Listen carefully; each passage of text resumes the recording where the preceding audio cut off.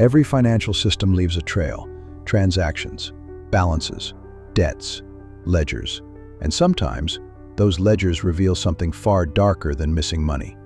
Behind Britain's debt industry exists a hidden marketplace worth billions, an invisible system where financial distress is bought, sold, and carefully measured. Tonight, we follow the paper trail into one of the darkest corners of modern finance.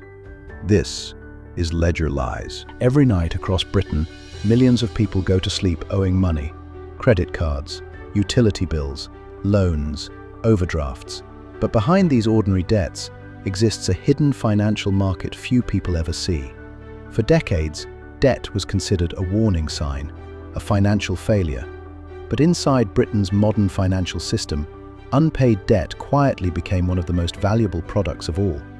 What began as missed payments evolved into an industry worth billions, an industry where struggling people were no longer customers. They became assets. Inside anonymous office buildings across the country, thousands of accounts are processed every hour. Automated calls, automated letters, automated pressure. Most people imagine debt collection as human negotiation.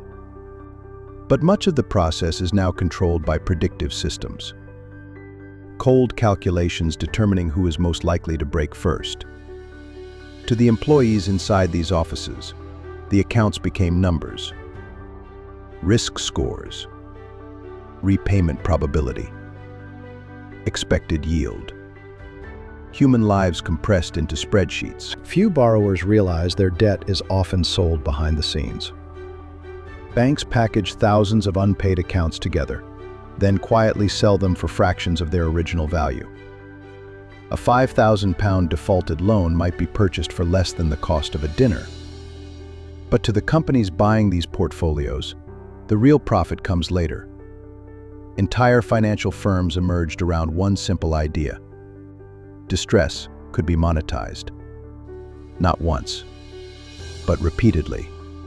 The software analyzed everything: payment history, emotional responsiveness, seasonal behavior, psychological pressure points. The system wasn't designed to understand people. It was designed to predict financial vulnerability and maximize extraction. Customers were flagged as high recovery potential. Others were categorized as long-term yield opportunities. Inside the algorithm, suffering became data. Then Elliot found the ledger, hidden beneath archived compliance files inside a locked records room.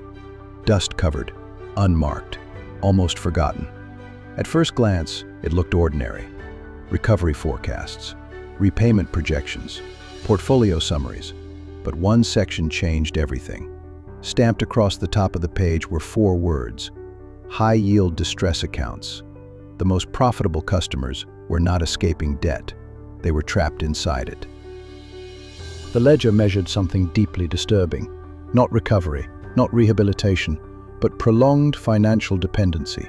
Internal projections showed customers making endless partial repayments generated more long-term revenue than customers who fully escaped debt.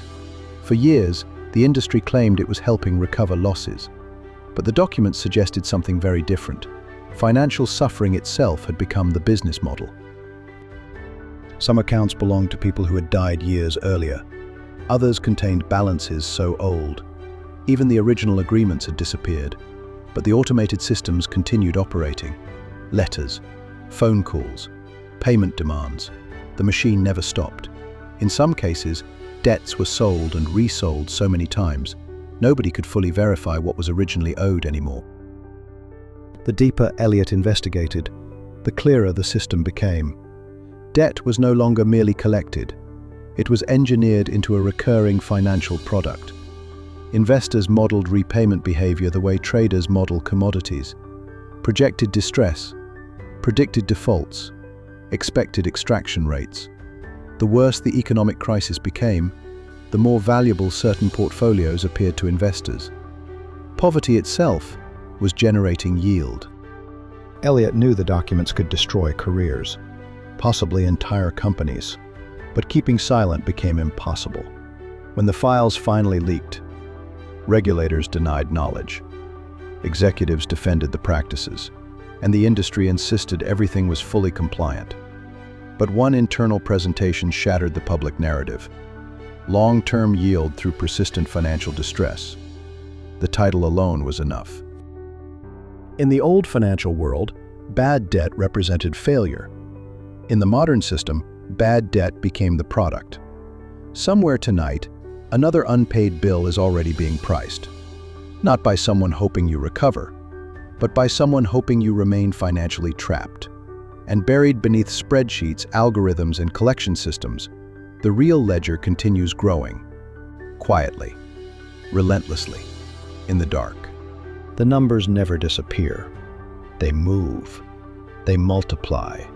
And somewhere inside the system, someone is still profiting from financial desperation. Because in modern finance, suffering can become an asset, and the ledger never truly closes. If you enjoyed this investigation, like and subscribe to Ledger Lies for more dark forensic financial documentaries exposing the hidden systems behind money, power, and corruption. And remember, always follow the ledger.